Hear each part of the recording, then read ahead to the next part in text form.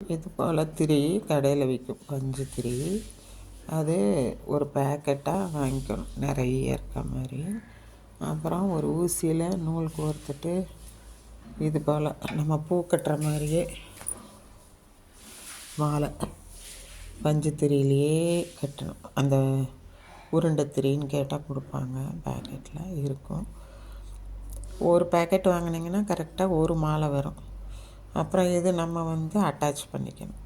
இது கீழே டிசைனுக்காக ரவுண்டாக தனியாக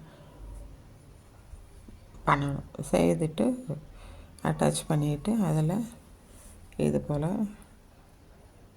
மயில் தொகை ஒன்று கொடுத்தீங்கன்னா ரொம்ப சூப்பராக இருக்கும். இது நீங்கள் மல்லிகைப்பூ மாலைனா அடிக்கடி மாற்ற வேண்டி வரும், வாடிரும். அந்த மாதிரி இதெல்லாம் இல்லை. இது போட்டால் ரொம்ப சிறப்பு வேறு. வாசல் படிக்கு முன்னாடி போடலாம், கிருஷ்ணருக்கு போடலாம். ரொம்ப ரொம்ப நல்லது இது போட்டால். அதனால் இது போல் தயாரிக்க முடியும்னா லெஷர் டைமில் தயாரித்து வச்சுக்கோங்க. ஒரு டைம் ஒரு மாலை கோக்கிறதுக்கு கிட்டத்தட்ட 50 மினிட், அரை மணி நேரம் அப்படி ஆகும். ஆனால் நிரந்தரமாக இருக்கும். 1 இயருக்கு போடலாம் நீங்கள் யூஸ் பண்ணி.